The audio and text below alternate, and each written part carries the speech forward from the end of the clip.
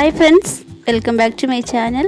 നമ്മുടെ ഇന്നത്തെ റെസിപ്പി നല്ലൊരു ചേന മോരുകറിയാണ്. വളരെ എളുപ്പത്തിൽ തയ്യാറാക്കാൻ പറ്റിയൊരു കറിയാണ്. കുട്ടികൾക്കും മുതിർന്നവർക്കൊക്കെ നല്ല ഇഷ്ടമാകും. പെട്ടെന്ന് നമുക്ക് തയ്യാറാക്കി എടുക്കാനും പറ്റും. ഹെൽത്തി ആയ ഒരു ഡിഷാണ്. വരൂ നമുക്ക് വീഡിയോ കാണാം. മോരുകറിക്ക് വേണ്ട ഇൻഗ്രീഡിയൻസ് എല്ലാം നമ്മളിവിടെ എടുത്തു വെച്ചിട്ടുണ്ട്. ചേന ചതുര കഷ്ണങ്ങളാക്കി മുറിച്ചെടുത്തത്,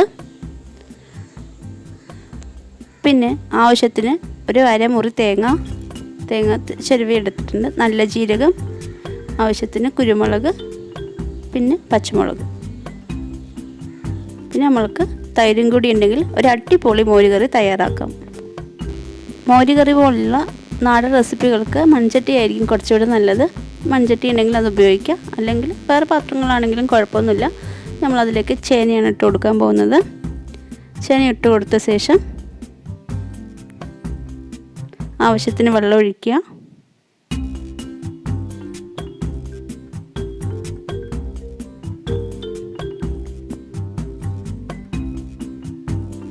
ആവശ്യത്തിന് ഉപ്പ്,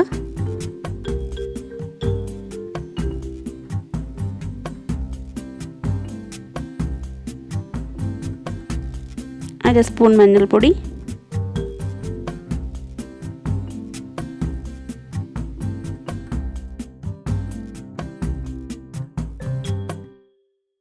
ഇതെല്ലാം കൊണ്ട് നമ്മൾ നന്നായിട്ടൊന്ന് മിക്സ് ചെയ്ത് കൊടുക്കാം. എല്ലായിടത്തും നമ്മൾ മിക്സ് ചെയ്ത് കൊടുത്തിട്ട് ഒന്ന് അടുപ്പിൽ വെച്ച് നമ്മൾ വേവിച്ചെടുക്കാം. ഉപ്പ് ചേർക്കുമ്പോൾ ശ്രദ്ധിക്കണം, നല്ലത് വേവണ ചേനയാണ്. ചില ചേന ഉപ്പ് ചേർത്ത് വേവിച്ചാൽ വേവില്ല, അതുകൊണ്ട് ഉപ്പ് ചേർക്കുമ്പോൾ നോക്കിയിട്ട് വേണം ചെയ്യാനായിട്ട്. ഇത് നമ്മൾക്ക് പെട്ടെന്ന് വെന്ത് കിട്ടുന്ന ചേന ആയതുകൊണ്ട് ചേർത്താണ് കേട്ടോ. അരപ്പിനുള്ള സാധനങ്ങളെല്ലാം നമ്മളിവിടെ എടുത്തിട്ടുണ്ട്. ഒരു മിക്സിയുടെ ജാർ എടുത്ത ശേഷം തേങ്ങയും നല്ല ജീരകം, പച്ചമുളക്, കുരുമുളക് എല്ലാം നമ്മളതിലേക്ക് ഇട്ട് കൊടുക്കാം. അതിനുശേഷം നമ്മൾ ഒരു പേസ്റ്റ് രൂപത്തിൽ അരച്ചെടുക്കണം.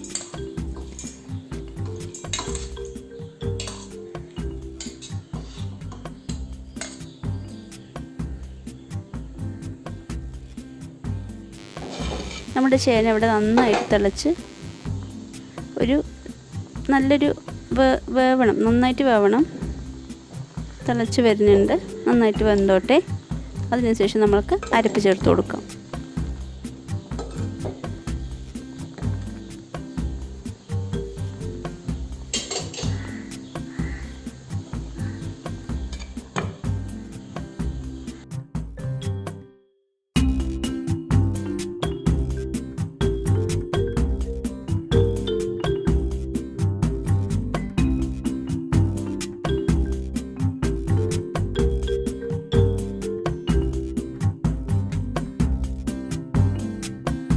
നമ്മുടെ ചേന നല്ലതുപോലെ വെന്തിട്ടുണ്ട്.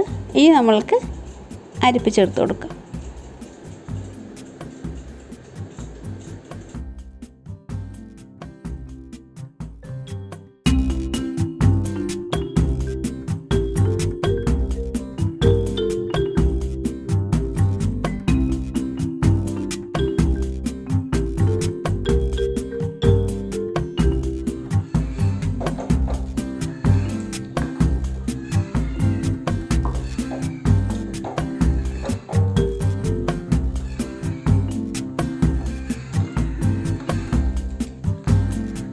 അരപ്പെല്ലാം ചേർത്ത് നന്നായിട്ട് നമ്മൾ തിളപ്പിച്ചെടുക്കണം. ഈ സമയം കൊണ്ട് നിങ്ങൾക്ക് വെള്ളം ആവശ്യമാണെങ്കിൽ കുറച്ചുകൂടെ ഒഴിച്ചു കൊടുക്കാം.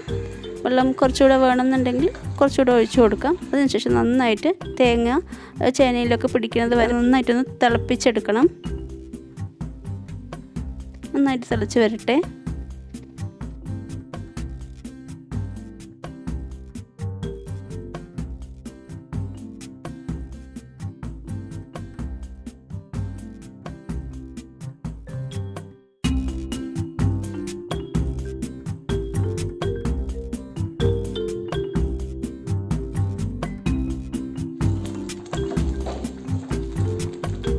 അരപ്പെല്ലാം ചേർത്ത് നന്നായിട്ട് തിളച്ചിട്ടുണ്ട്. നമ്മൾക്ക് ഇനി നമ്മൾ എടുത്തു വെച്ച തൈര് ചേർത്ത് കൊടുക്കാം. തൈര് ചേർക്കുമ്പോൾ ഒന്ന് മിക്സിയിൽ അടിച്ച് ചേർക്കുന്നതാണ് നല്ലത്, അല്ലെങ്കിൽ അതൊരു കട്ട പിടിച്ച ഒരു സംഭവം ഉണ്ടാവും. അതില്ലാതിരിക്കാനായിട്ട് ഞാൻ ഒന്ന് മിക്സിയിൽ കറക്കി എടുത്തിട്ടാണ് ചേർത്ത് കൊടുക്കുന്നത്. അപ്പോൾ നന്നായി സെറ്റ് ആയിക്കോളും കറിയിൽ. അപ്പോൾ അങ്ങനെ ചെയ്താൽ നന്നായിട്ടുണ്ടാവും കറി.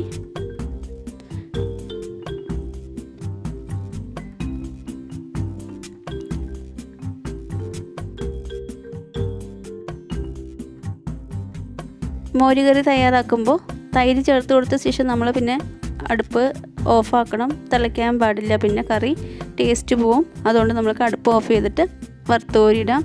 വളരെ സിമ്പിളായൊരു റെസിപ്പിയാണത്. നിങ്ങൾക്ക് എല്ലാവർക്കും ഇഷ്ടമാകും. ട്രൈ ചെയ്ത് നോക്കിയിട്ട് അഭിപ്രായം പറയണേ.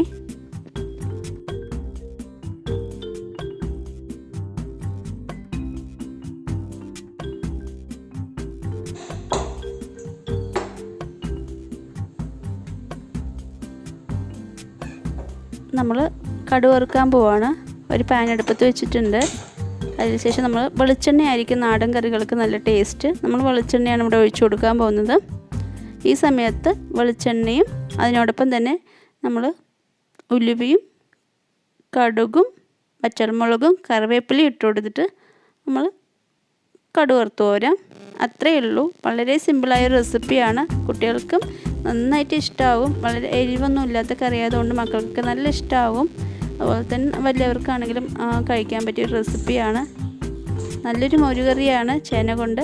ചേന ഇരിക്കുകയാണെങ്കിൽ ഒന്ന് ട്രൈ ചെയ്ത് നോക്കണം. വീഡിയോ ഇഷ്ടമാവുകയാണെങ്കിൽ ലൈക്ക് ചെയ്യണം, ഷെയർ ചെയ്യണം, സപ്പോർട്ട് ചെയ്യണം, സബ്സ്ക്രൈബ് ചെയ്യണം. Thanks for watching. Thanks a lot. Bye. Take care.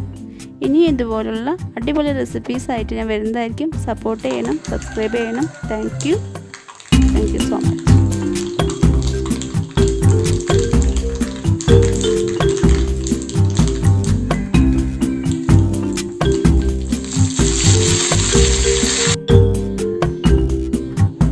ചോറിനൊപ്പം നല്ലൊരു കോംബോ ആണ്. പിന്നെ നമുക്ക് ഇതിനോടൊപ്പം തന്നെ നല്ലൊരു മെഴുക്കുവരട്ടിയോ അതുപോലെ തന്നെ പപ്പടമോ അങ്ങനെയൊക്കെ ഉണ്ടെങ്കിൽ നല്ല കോംബോ ആയിരിക്കും. നല്ലൊരു ഒന്ന് ട്രൈ ചെയ്ത് നോക്കിയിട്ട് അഭിപ്രായം പറയണം. Thanks for watching.